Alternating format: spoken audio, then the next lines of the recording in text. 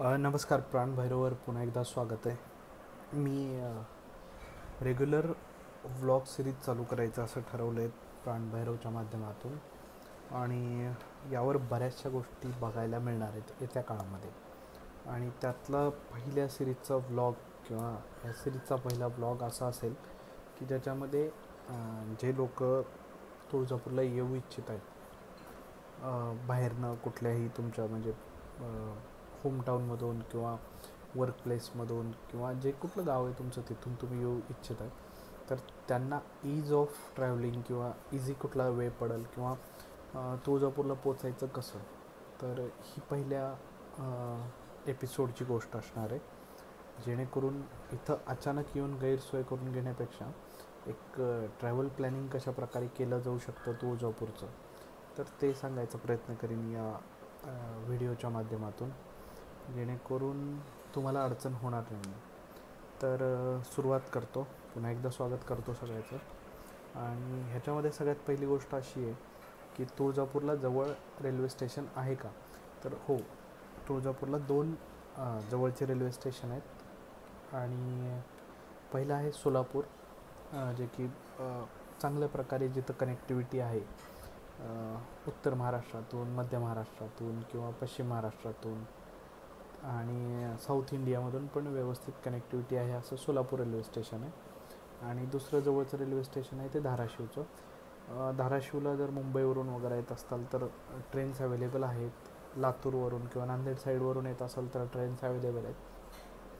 पण सोलापूरच्या मानाने धाराशिवची जी कनेक्टिव्हिटी आहे ती लेस आहे, किंवा धाराशिवला येण्यासाठी कमी ट्रेन्स अवेलेबल आहेत असं म्हणेन मी.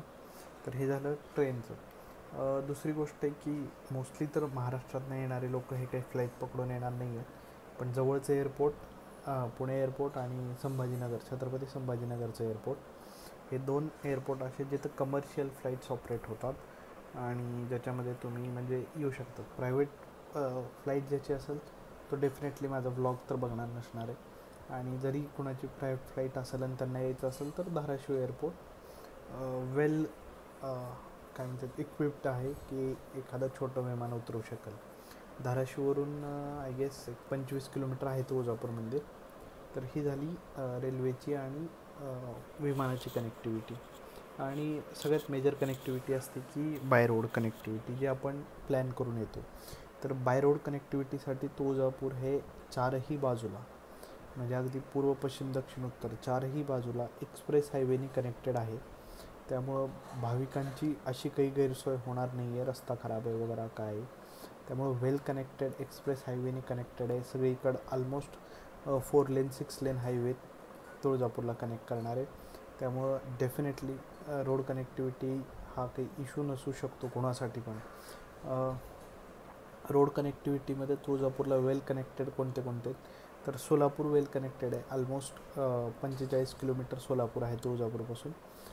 तुळजापूरचा जो जिल्हा आहे धाराशिव, म्हणजे आधी उस्मानाबाद म्हणायचे, आता धाराशिव, तर धाराशिव तुळजापूर अंतर हे साधारण 18 किलोमीटर आहे. आणि लातूर आहे इकडे, तर लातूर आणि तुळजापूर अंतर हे साधारण 70 किलोमीटर आहे. आणि उमरगा साऊथच्याकडं बघायचं झालं तर उमरगा, हैदराबाद, कलबुर्गी किंवा गुलबर्गा म्हणतो आपण, बिदर, हुमनाबाद, हे नळदुर्ग, हे कनेक्टेड आहे ते साऊथ पार्ट, सदर्न पार्टमध्ये तुळजापूरच्या. आणि ते पण एक्सप्रेस हायवेने कनेक्टेड आहे. त्याच्यानंतर तुळजापूरला येताना कसं प्लॅन करायचं, तर प्लॅन असा करा की तुम्हाला तुळजापूर, अक्कलकोट, गाणगापूर, पंढरपूर, बार्शीचा भगवंत, येरमाळ्याची एडाई आणि तुळजापूर, तर हे 4-5 गोष्टी एकत्र होतील असा प्लॅन तुम्ही करू शकता. एखाद्याकडे 3 दिवसाचा व्यवस्थित जर फक्त देवदर्शनाचा प्लॅन आहे तर तो पंढरपूर, अक्कलकोट, गाणगापूर, बार्शीचा भगवंत, सोलापूरचं सिद्धेश्वर मंदिर, तुळजापूरची तुळजाभवानी आणि अंबाजोगाईची देवी आणि पुन्हा येरमाळ्याची येडाई, तर हे असं पूर्ण व्यवस्थित एका सिंगल ट्रिपमध्ये 2 ते 3 दिवसामध्ये प्लॅन केलं तर ती व्यक्ती ही पूर्ण गोष्टी फिरून घेऊ शकते. आणि धूळदर्शन वगैरे तुळजापूरचं त्याच्यासाठी 1 दिवस, तर 3 दिवस जर व्यवस्थित कोणी प्लॅन केलं तर तुम्ही येऊ शकता. हां, आणि बरेचसे लोक अक्कलकोटला मुक्कामाला जातात, पण एक गोष्ट सांगतो की अक्कलकोटपेक्षा मुक्कामासाठी चांगले ऑप्शन तुळजापुरात आहेत. तुळजापूरमध्ये तुम्हाला सर्व प्रकारचे सर्व रेंजमधले लॉजिंग हॉटेल्स मिळून जातील. म्हणजे अगदी 3 स्टार हॉटेलपर्यंतचे पण हॉटेल इथं आहेत.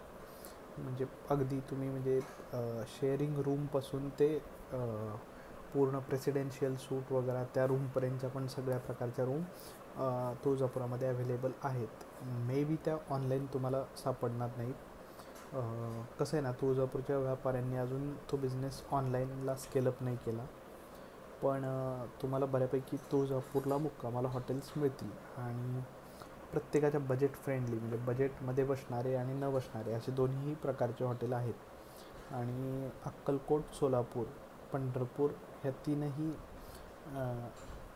काय म्हणतात ते शहरांपेक्षा चांगले ऑप्शन तुळजापूरमध्ये हॉटेलिंग लॉजिंगमध्ये मिळून जातील. आणि खायसाठी तर व्हेज नॉनव्हेज दोन्ही ऑप्शन अवेलेबल आहेत तुळजापूरमध्ये. पण एक असं ठराविक हे नाही आहे की ह्याच हॉटेलमध्ये जावा किंवा त्या हॉटेलमध्ये जाऊच नका. असं मी आऊट अँड आऊट एखाद्याचं नाव घेणं चुकीचं आहे, त्यामुळे मी नाव घेत नाही. पण तुम्ही जर तुळजापूरमध्ये थोडंफार माहिती घेतली किंवा जे कोणी तुमचे पुजारी असतील त्यांच्या थ्रू जर तुम्ही बुकिंग वगैरे केली, पुजाऱ्याला काही त्याच्यामध्ये कट मिळत नाही, पण ते तुम्हाला बेटर ऑप्शन देऊ शकतात एखादा. आणि सर्वात महत्त्वाचं म्हणजे तुळजापूरला येणाऱ्या भाविकांनी किमान 7 दिवस आधी प्लॅन करा. शक्यतो जमत असेल तर अभिषेक पास घ्या, जेणेकरून देवीच्या जास्तीत जास्त जवळ जायला मिळेल. आणि जे कोणी तुमचे गुरुजी असतील त्यांना कॉर्डिनेट करा. पर्टिक्युलर गुरुजीलाच कॉर्डिनेट करा असं नाही. जे कोणी तुमचे गुरुजी पुजारी जे कोणी असतील भोपे, तर त्यांना कॉर्डिनेट करूनच तुळजापूरमध्ये या, जेणेकरून तुमची गैरसोय होणार नाही. तर ह्या जर गोष्टी सगळ्या लक्षात घेतल्या तर बऱ्यापैकी तुमचं दर्शन आहे ते सुलभ होऊ शकतं. सर्वात महत्त्वाचं, जर अभिषेकाला कोणी येत असेल तुळजापूरमध्ये, कोणाचंही काहीही असू द्या, जर त्यांनी अभिषेक पास काढला असेल 7 दिवस आधी सांगून तुमच्या गुरुजींना तुम्ही अभिषेक पास काढून घेऊ शकता. अभिषेक पास काढून जर तुम्ही दर्शनाला येत असाल तर ट्राय करा की आदल्या दिवशी तुळजापूरला मुक्कामी याल, जेणेकरून दुसऱ्या दिवशी सकाळी आंघोळी ते करून पहाटे लवकर दर्शन होईल.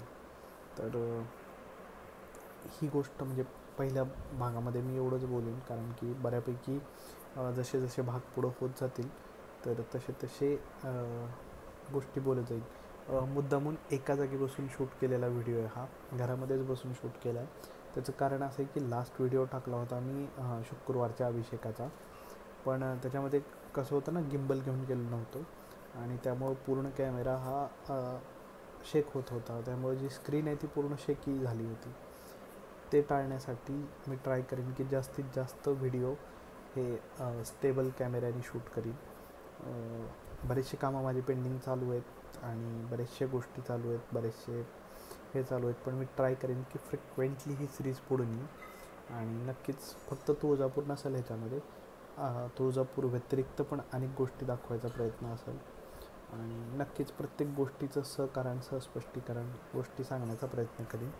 तर पहिला एपिसोड असा होता की तुळजापूरमध्ये म्हणजे तुमची सोय होईल का नाही किंवा काय, तर डेफिनेटली होईल सर्वांना. म्हणजे तुम्ही बिलकुल निर्धास्तपणे या, जेणेकरून फक्त प्लॅन करून या. अचानक आले तर गैरसोय ही जगाच्या पाठीवर कुठेही होईल, पण जर वेल प्लॅनिंग करून आलेले असाल तुम्ही, तर कुठलाही पुजारी कुठलेही गुरुजी तुमची गैरसोय होऊ देणार नाही.